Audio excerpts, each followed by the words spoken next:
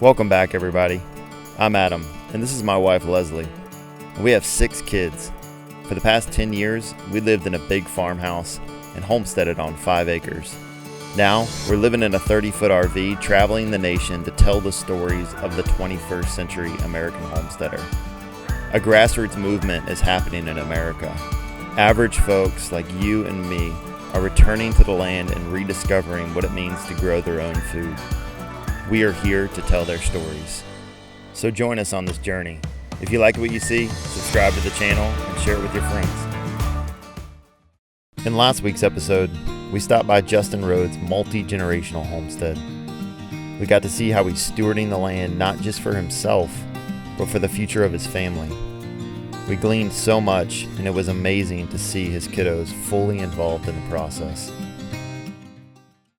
Think about what is the driving force behind this. Of course, it's my wife and my kids and my kids' kids. This is a picture of my great-grandpa up here. I keep it on my phone, and that's Roman P. Jaramillo Sr. He was farming sheep up there, and it was something that I didn't know about. You know, my parents didn't really tell me about that. Very little about how my mom ate rabbit or how she would go out to the farm and eat goat. It's so cool you share that story because that is what we're talking about. We're talking about that knowledge that was lost between that picture and you standing here today. That's right. Right? And you're having to go back, dig up that old knowledge and bring it back. That's part of your bloodline, right? And we're doing it. It's DL and Mia here with Reckless Love Farm in Chatham County, North Carolina. Welcome to our farm.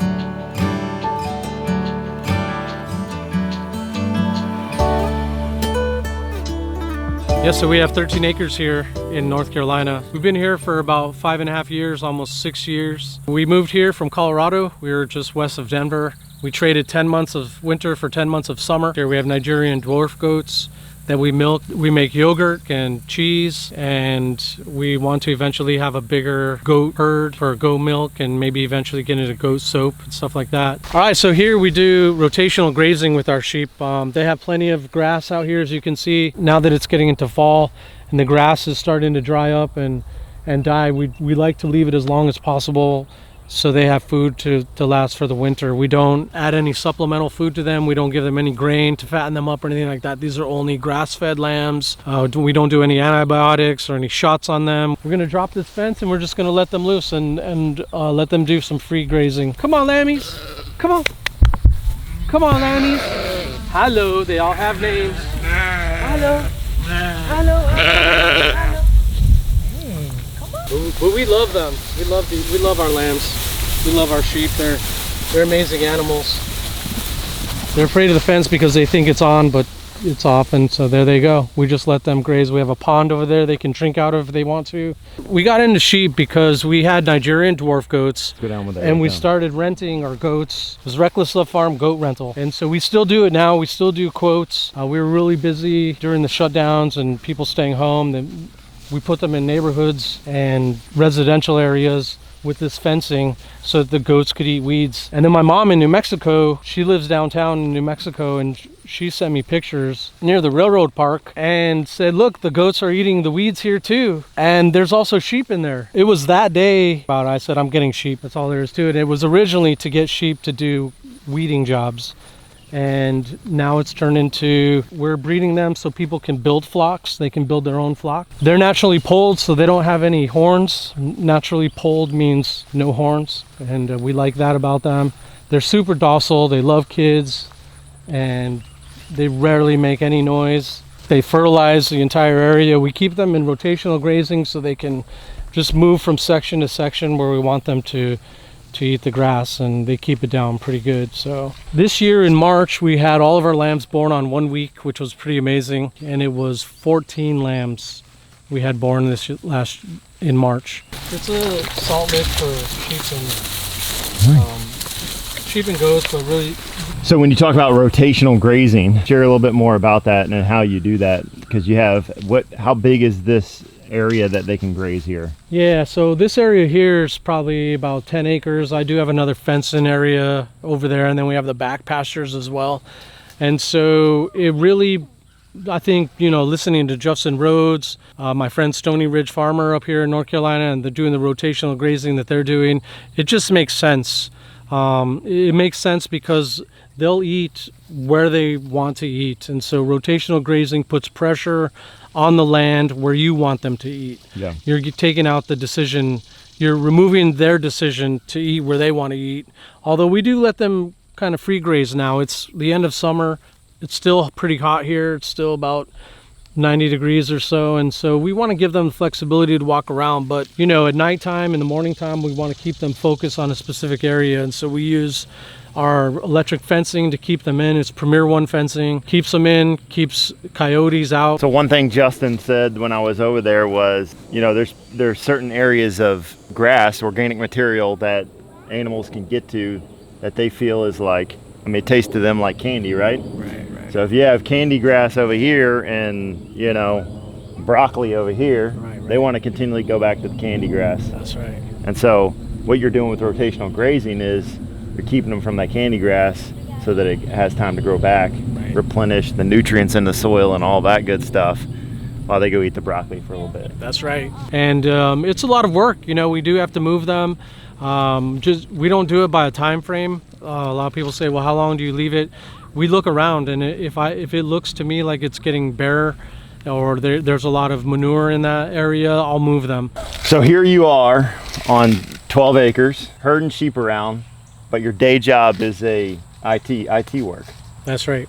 Kind of a strange dichotomy there. I always joke about you have to have the day job to pay for the hobbies, and until the farm turns from a hobby into a business and we're selling lamb year over year and having growth year after year and end over end, we have to grow from scratch, and something has to fund it. I'm a network architect and engineer for a big tech company out here in Raleigh.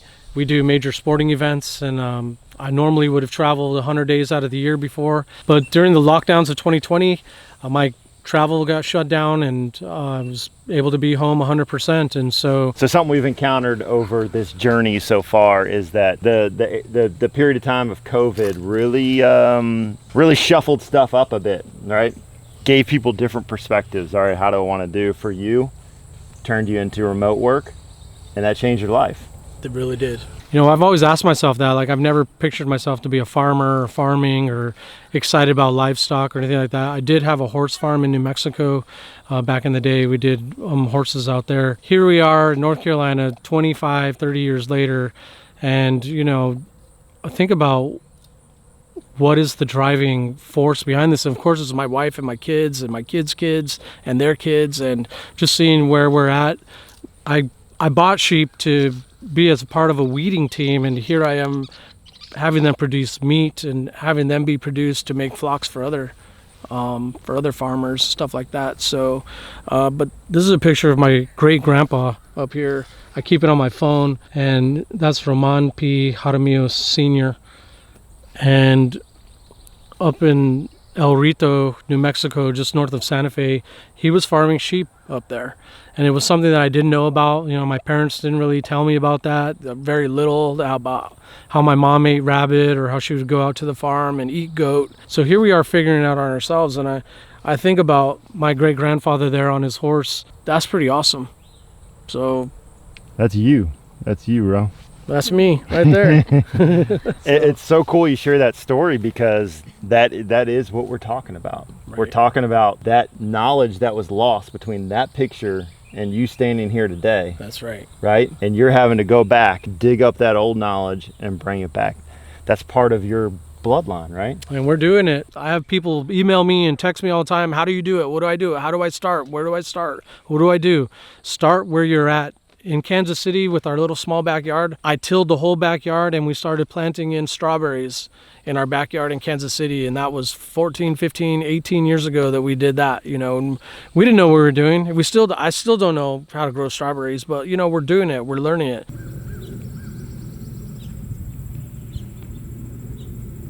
So what I think is important is that a lot of stuff feels unattainable to people. Right. So you have 12 acres here, right? 12, yep.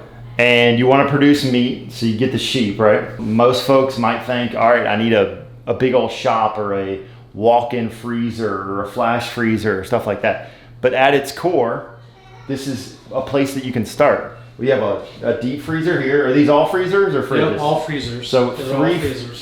three freezers, and here we are producing meat. Right. Right. Right.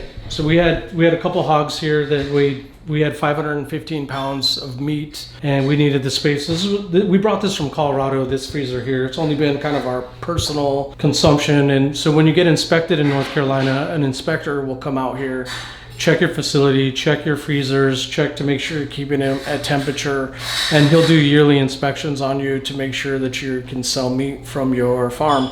And then when you use your freezer, the only food that is in here is one that you're going to sell, or that you're going to produce for sale. And so we have our name on our farm, Reckless Love Farm, with our address, and then how many pounds this is, and this is ground pork. And so this is all a pork freezer. It's only for selling pork off of our farm. It's not for storing your green beans and your broccoli and your personal consumption items. It's only for that. And so in this one we have more pork, and in this one we have lamb. So we have all lamb in here. That's all lamb? Yup. Look at that. It's all pork. Okay, pork. Yep. Pork chops. So this is all the pork. Okay. I mean, this is all lamb. Lamb. So we got leg here. I'll show you what a lamb leg looks like. And then they have tags, you know, then they're all like, you can check it out. This is where we get them processed at. Okay. This is the tag number that they've gotten on, and then that's a leg. Slow Farm, leg of lamb with a bone in. Gotcha. So bone in, leg of lamb. Wow. And it's 6.5 pounds. That's awesome. You want to talk about the goats? They're you're kind of like, sure. Yep. She loves them. Okay, so we have 8 goats. They're Nigerian dwarfs. We have mostly boys. So our plan was to start a milk herd. So we got 2 girls to start a herd, then we bred them. One didn't take, and the one that did had 4 boys.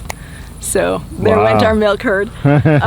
But the kids were in love with them, and we decided to keep them. So we raised our 4 boys. We separated them at birth so that they could bond with us, and so we could eventually get all the milk from the mama. So we raised them on, we would milk Chia. This is the mama. She is right here. This is our milk goat.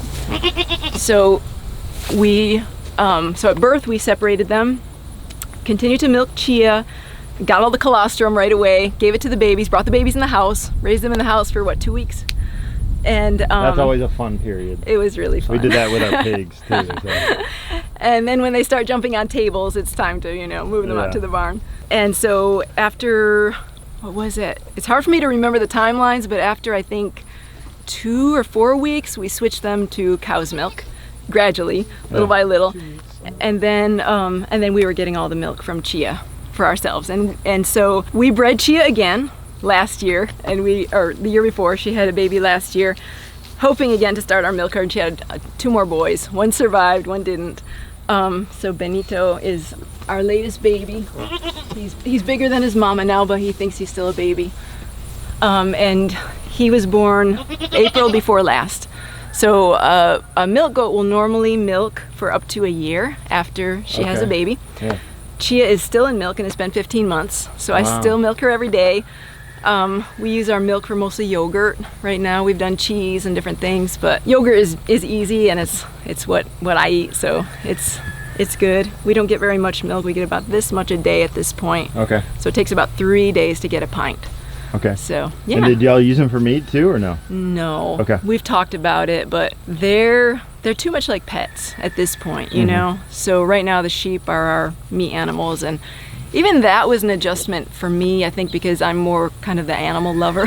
Yeah. So it was helpful to get the sheep and know from the beginning these are going to be meat animals, where the goats we bought for pets. It's really foreign if you're just getting into homesteading and you're getting into meat. You got to jump the hurdle of killing your animal, right? And so we had pigs, we had kune pigs like I told y'all, and the first time we slaughtered one of them, it's a very raw experience, right? I think every time you take an animal's life, you know something sacred has happened, almost like, okay, this is a gift that is being given to me. You experience in that moment of a slaughter that this is obviously not something fun to experience, but it's part of life. And I think for our kids to be a part of that too, that was a big hurdle for us to even let them be a part of that. And now we see it as a really positive thing because they're familiar with where their food comes from now. Yes.